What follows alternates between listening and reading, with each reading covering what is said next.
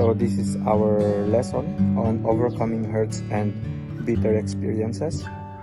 In our Christian journey, there will be times that we will be experiencing bitter experiences, hurts, offenses, and disappointments. We can be disappointed or hurt with another person, a situation, or even with ourselves. This is one of the tests and trials that we should seek to pass and to overcome by the grace of God. Bitterness is very dangerous.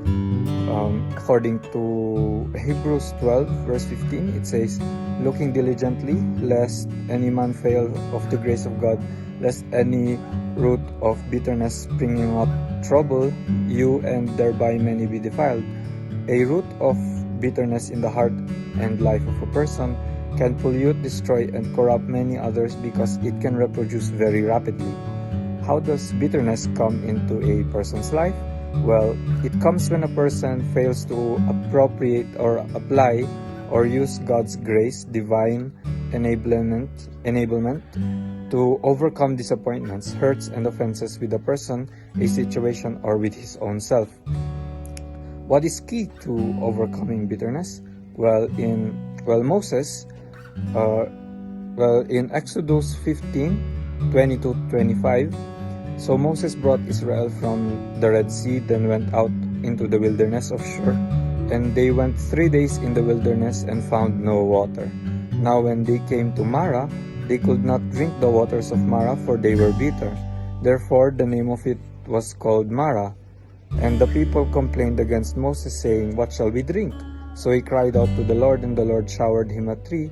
When he cast it into the waters were made sweet. The bitterness of waters of Marah symbolizes the hurt, offenses, and disappointments and bitter experience that we experience in life. It was made sweet when Moses cast a tree into it. The tree symbolizes the cross of Jesus Christ, where he was crucified. It is where every bitterness in one's heart can be healed and made sweet. 3 keys to overcoming bitterness. Take your experience and bitter feelings to the cross of Christ.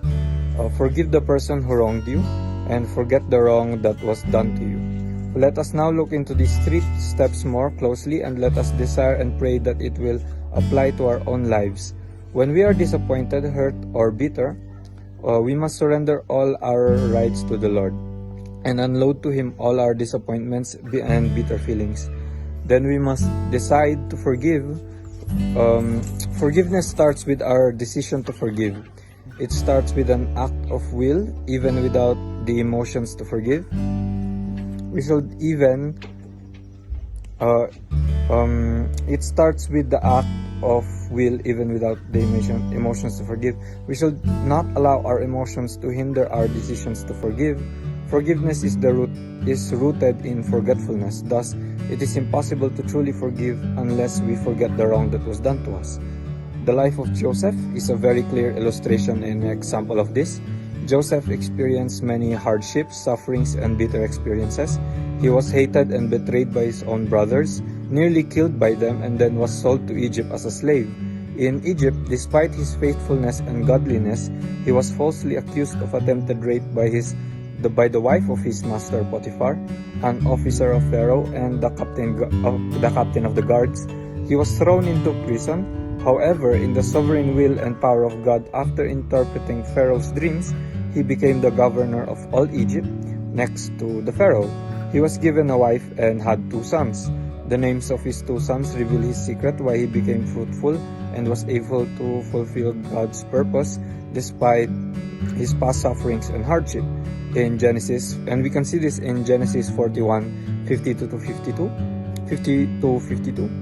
And to Joseph were born 2 sons before the years of famine came, when Asenath, the daughter of Potiphar, priest of On, bore to him. Joseph called the name of the firstborn Manasseh, for God has made me forget all my toil and all my father's house.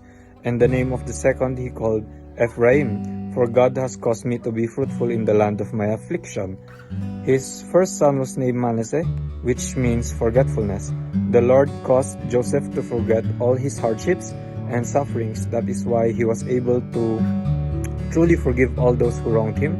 Instead, his heart and focus were not towards his past afflictions, but towards God and His purposes. why those things were allowed to happen in his life. His second son was named Ephraim, which means double fruitfulness. Therefore, if we want fruitful Christian life, forgiveness and forgetfulness must be applied in our hearts. If we want Ephraim Manasseh, should first be birthed in our hearts. If we want Ephraim, Manasseh should first be birthed in our hearts. Forgetfulness is very powerful. Every time hurts, disappointments, and bitter experiences come, we must always pray to God for Manasseh and remember only the things that He wants us to remember. Praying and blessing people who hurt or wrong us. In Luke 6:27-28, but to you who are willing to listen, I say, love your enemies, do good to those who hate you, and bless those who curse you. Pray for those who hurt you. We should also learn and practice praying and speaking blessings in our prayers to people who wrong and hurt us in order to overcome bitterness. This is hard to do if we allow our emotions to lead us. This starts with a decision, even without the willingness of emotions. May we still do this as an act of will. This is very powerful. If we are willing to overcome hurts and bitterness towards other people, the grace of God is available for us. Therefore, in Colossians 3:12-13, therefore, as the elect of God, holy and beloved, put on tender mercies, kindness, humility, meekness, long-suffering, bearing with one another, forgiving one another. If anyone has a complaint against another, even as Christ forgave you, so you also must do. If we don't overcome hurts and bitterness in our lives, we displease the heart of God, and also we reproduce hurts and bitterness in the lives of many others. Remember, hurt people hurt others. If we are hurt and bitter, we will for sure hurt and affect especially people close to us, even without purposely doing it. Moreover, we ourselves will keep suffering the pain of being hurt and bitter, and we can never be truly fruitful in life no matter how hard we try. On the other hand, if we overcome hurts and bitterness by the grace of God, we please His heart, and also we reproduce healing and strength in the lives of many others.